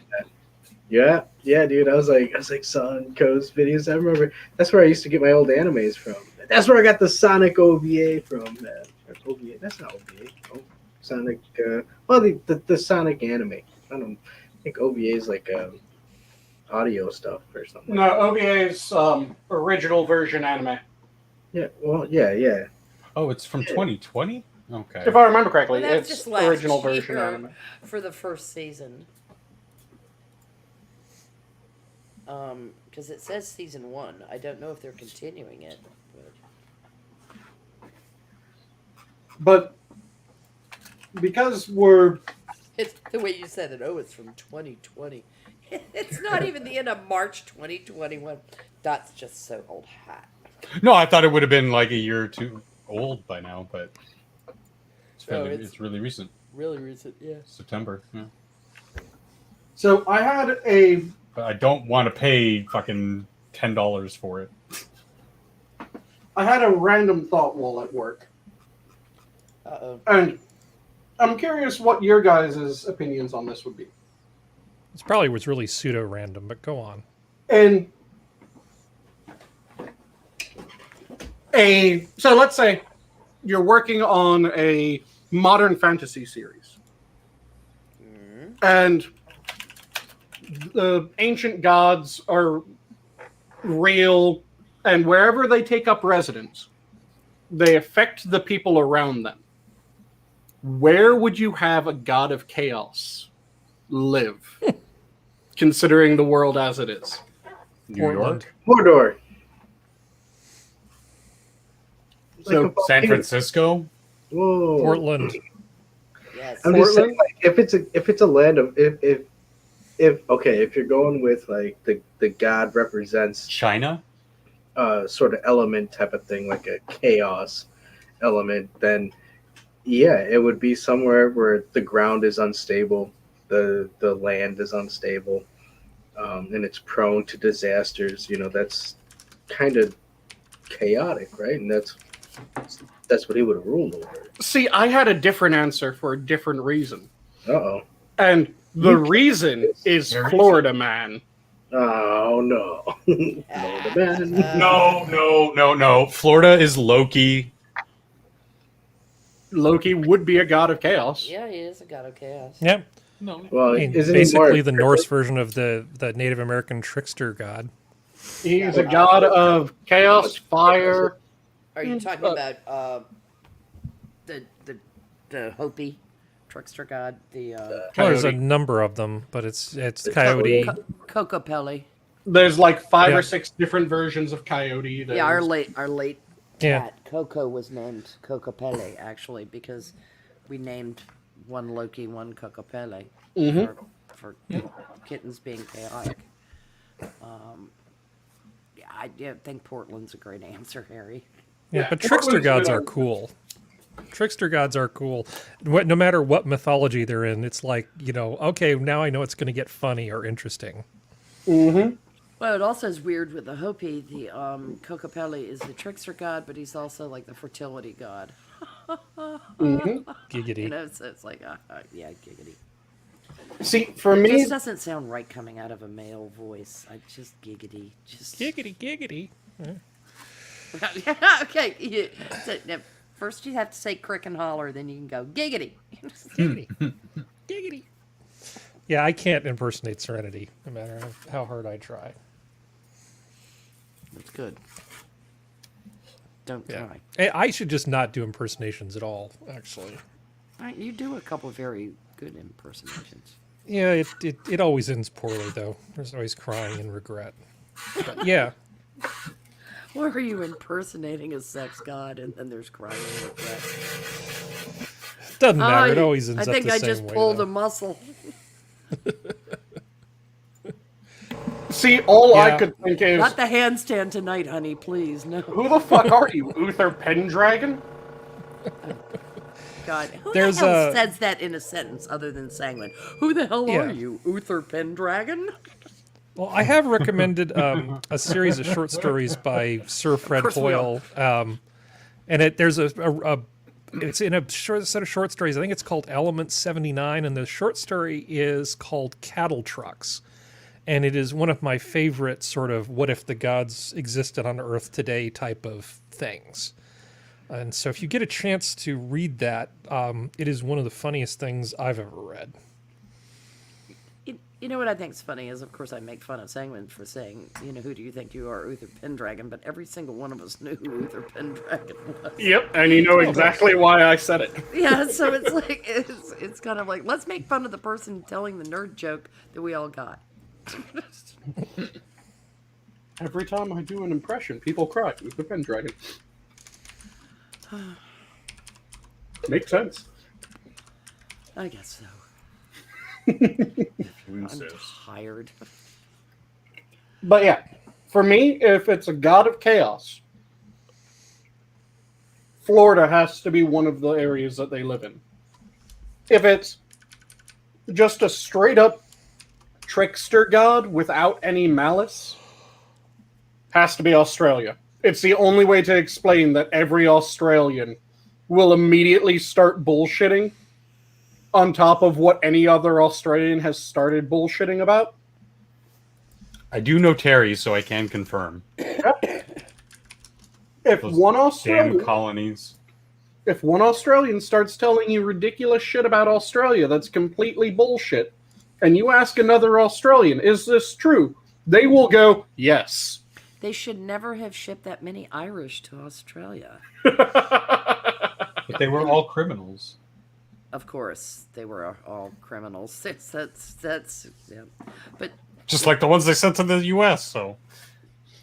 The Irish do also kind of do that, don't they? yeah, they do. They do have a tendency to, I swear it on my mother's grave. Your mother is alive and well. I better call and make sure. It's just the. Yeah, I don't think Georgia is as full of strange as Australia. Well, I don't know. Wait. And Terry chiming in with, just because you never got mauled by a drop bear. Yeah. Like I said, it's one of my favorite Australian things, is the fact that all of you will immediately start bullshitting, backing up whatever anyone else's bullshit is, as long as they're also Australian. What the hell is a drop bear? Now I have to be worried about drop bears if I went to Australia? It's another name Yes. for koalas. Oh, okay. Fuck those guys. Yeah. Do you know why They're full of called gonorrhea drop or bears? chlamydia or something. They fall asleep and fall out of eucalyptus trees. Do you That's know how why they got they're the called chlamydia. drop bears? You can even ask Terry about this. He'll back me up on what I'm about to say. They poop on you? No, it's because they drop down and they have these sharp little claws, so they'll have a tendency of opening up wounds on you as they freak out and try to climb you and get away. They'll just start clawing the ever-living fuck out of you. So you really have to be careful when you're near drop bears, because they will maul the ever-living fuck out of you, and it is dangerous as hell. That's why the wildfires were a godsend. Purify that land. The only way a koala soon? is going to drop out of a tree functional Hmm. is if it gets a little too whacked on its eucalyptus leaves and Yeah, I falls figured as much. out of That's the tree. dude. That's why I always said my avatar should be a fucking drop bear. It makes sense. It makes sense. I honestly do not know how long they've lasted. How they've lasted this long. They should have gone the way of the dodo with how stupid they are from these accounts. No. Koalas have far more of a reason to live than goddamn pandas. Pandas can't even fuck properly. Pandas can't fuck. Pandas, they have the gut set up, the teeth set up, everything biologically is saying that, yes, these are omnivorous animals. I am polar bear, hear me waddle. They can That they eat meat. They can do bamboo. all this kind of shit. What do? They eat bamboo. Okay, is their gut set up for bamboo? No. Yeah, they kind of are the It would be like if a paint chip nibblers of the animal kingdom. It would be like if a nut job vegetarian decided, I'm just going to eat grass. Can humans digest grass? Not really. And then was able to convince the rest of the species to eat nothing but grass. Eat the grass, bigot. And Prospero on the bear short bus, those two are dangling off the back from chains. Oh, I mean, koala bears aren't bears anyway. Oh, they're not? Are they, what, Marsupials. marsupials? Oh. Yeah. Mm-hmm. Another thing fucking Australia can't get right. They'll call them bears. They just have the cutie little ears like They are fucking adorable. teddies, so they end up with a bear name. Just And like polar bears aren't bears; they're wolverines. They're giant white wolverines. They're if you look at, their paws turn inward, Yeah. like wolverines do. They're still close enough that you can actually Yeah, bastardize grizzlies and you polars. can, which means that wolverines are just very small, Bears. specialized bears. Yeah. Mm-hmm. But polar bears are black bears and some brown bears are okay. They're not like, I want to eat you right now. They tend to be like, I'll go over here if you leave me alone. Where grizzlies and polar bears are like, haha, yum. Unless there's some cubs around, then just Black get bears the will fuck you fuck up. out. Yeah, I had Yeah. an experience like that. Yeah, well, Three little black bear cubs, probably about 40 meters in front of me, crossing the path, and I'm just like, look to Shit, my left, where's Mom? look to my Where's right, Mom? very quietly, slowly turn around, and then fucking bolted the other direction. Just like, I couldn't see Mama Bear. I'm not taking a chance. Oh yeah, getting people the have been killed fuck on the out. Appalachian Trail by black bear because they walk between them and their cubs. That's when they're at their most dangerous. But most of the time, black bears are pretty Docile, sort of live and let live. pretty chill. Unless There's a photograph. I wish I could find it. It was from, oh God, more than 10 years ago again, but it was a black bear floating on his back down the James River. And it was summertime and it was hot as fuck, and this bear was just having the time. I mean, he's going tubing without the tube. It was so cute because he was just like sprawled out on his back. And somebody took a picture of him from a bridge, just riding on down the stream. That sounds You can't like say something going out of tubing Russia. anymore, though. You can't say that. Tubinga. You said tubing. I know I did because I'm Southern and I dropped my G's. Wait, why can't Because if you say he's tubing his way down the river, that's... Yeah, the bear was whacking it. You know, those claws could be a problem. Whacking it. It'd be like getting an Zoom angry call. hand job at the DMV. I mean, that would not be a good thing. by a sloth. Could you move Well, your hey. claws just a moment? The past 2 times I passed the DMV, the line was going around the building, so. So you think Shaniqua Russians- was given hand jobs? Oh, dear. If that was a line for hand jobs, that must be fucking nice. I think it was just more a touch of the strange they were after, honestly, but though I digress. Can't they just sit on their hand and let it go numb like normal people?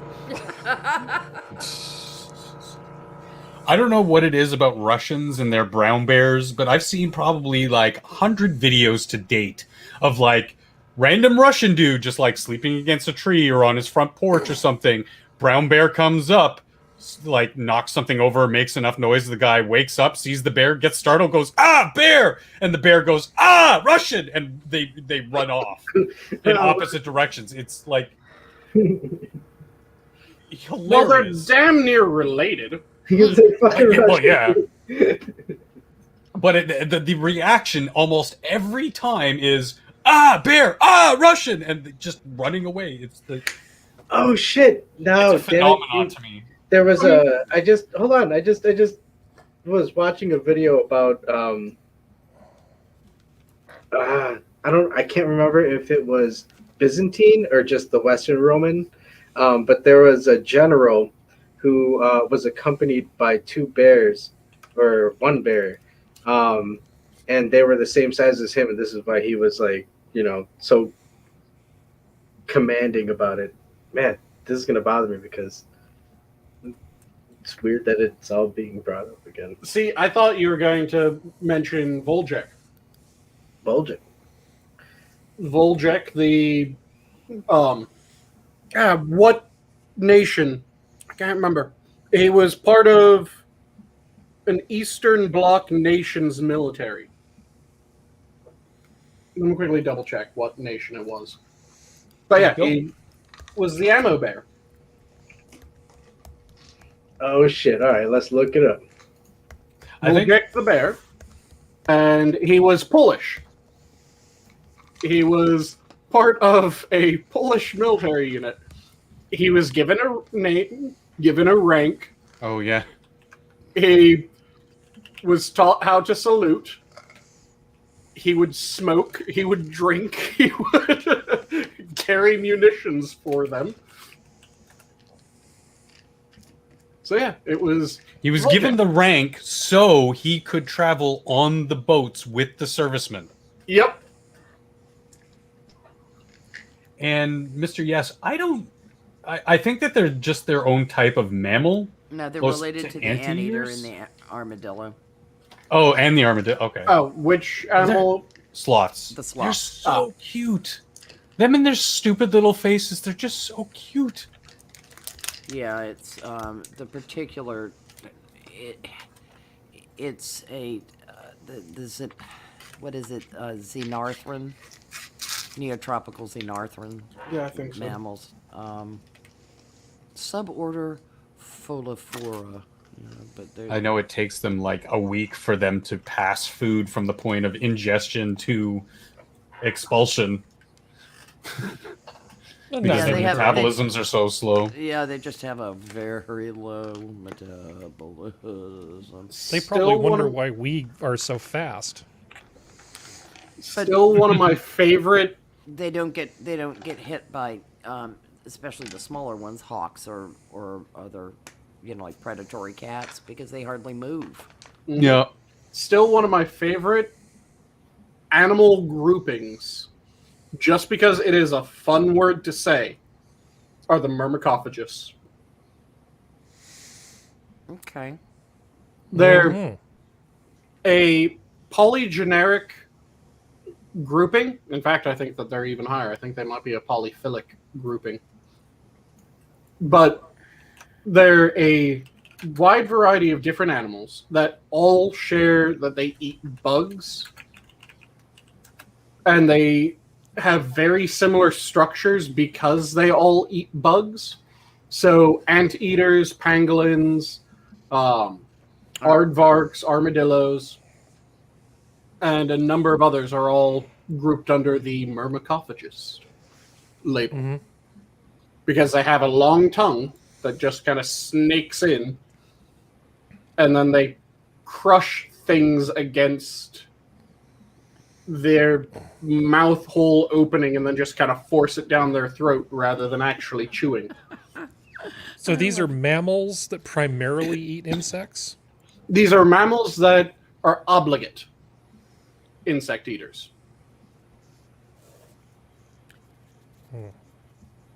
They're the myrmecophagus. It's, if I remember the translation correctly, it is literally beetle eaters.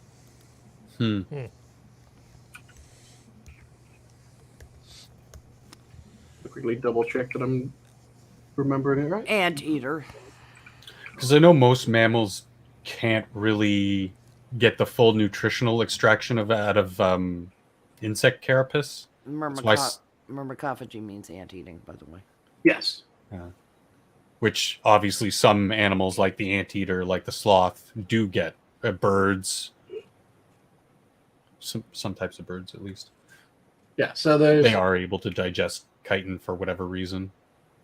myrmecophagus are, like I said, I want to say it's a polyphilic grouping.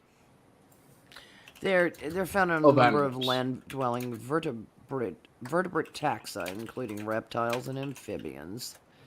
All the mammalian ones are grouped under in the myrmecophagus label, though. Yeah. Because they don't include the reptilians in the myrmecophagus. Yeah, echidnas, numbats, pangolins, sloth bears, aardwolves, armadillos, and aardvarks and anteaters. Yep. I can Google. Yeah. And Yeah. knuckles. And like I said, they don't chew. They just kind of have this creepy long tongue that when they suck it back in, it has a somewhat sticky mucus on it. So they stick it into the ant tunnels, effectively, or the termite tunnels, or whatever the fuck. Now, the termite Insect they're eaters going are a after. separate term, though. That's They're grouping them under a different one. I could have sworn that they are also grouped under. termitophagy. Ah, okay. But they all have the same mouth structure, effectively, where it's this tongue will dart out, get stuck to a bunch of insects, dart back into the mouth, and as it's retracting back into the mouth, the opening that the tongue kind of slots back into gets smaller and smaller, crushing everything on it until it isn't able to follow the tongue back any further, and then the saliva washes back what was crushed into a fine paste into the rest of the stomach. Actually, they may be from two separate orders. Just Oh, so they're a yeah, there was a growing trend to Polyortic. Convergent evolution. But at the let's see, for example, at the start of the 20th century, Frank Evers Bedard, writing in the Cambridge Natural History, having discussed some discrepant features, said the fact is that we have a polymorphic order which contains in all probability representatives of at least two separate orders. We have at present very few, and these are perhaps highly modified descendants of large, diverse groups of mammals. Yep. Shit. So there's two different types of these large things going around, sucking things in with their weirdo mouths. These critters that we group. I don't care what you call them. There's two of them. No, There's more than two. That they probably came. They probably came from multiple different orders. Yeah. Where the fuck did they come from? Well, they probably got isolated somewhere where. Hey, can we reprogram your android to fucking fight these things, sir? I mean, my guess would be they were isolated in some way. That insects became the sole source of protein, Or it's just or the niche. primary source of nutrition for them. Yeah, it's just the niche that they ended up falling into, and that's... Or competition drove them to it. Yeah. He's going to be falling into the hyperbolic chamber. That could happen. Speaking of hyperbolic chambers, I'm going to fall into one if I don't go to bed. So, gentlemen, I am going to punch out. Oh, I was going to say that we're about to go around for parting words. I was just going to say one thing before we do that, which was just to make sure that everyone knows what I meant by the terms that I was using. A polygeneric, a polyphilic, and a polyordic grouping means that they're from multiple genuses, phylums, and orders. Yes. In order. Now, quick, let's do our taxonomy. And yes, so not related, just grabbed, and they have a convergent evolutionary route. So let's start with Prospero. You have anything you want to add? Kingdom, phylum, class, order, family, genus, species. Very nice. Adam? Well, I hope everybody enjoyed the show. Hope everybody learned some things. I'm sure glad that you included me on here. I had a good time chatting with y'all. Especially you, Dr. Functional. Thanks for joining in. Yeah, dude, calling you out, man. But hey, I love you all, and God bless.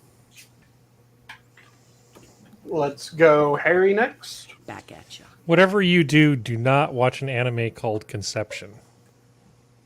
No, stop. Don't do it. Harry's trying to do reverse psychology on everyone. Definitely don't do it. Let's go to Dr. Functional. Just a quick aside. I hope tomorrow night or Saturday or something, there have been some major developments with China, and seriously, fuck off, China.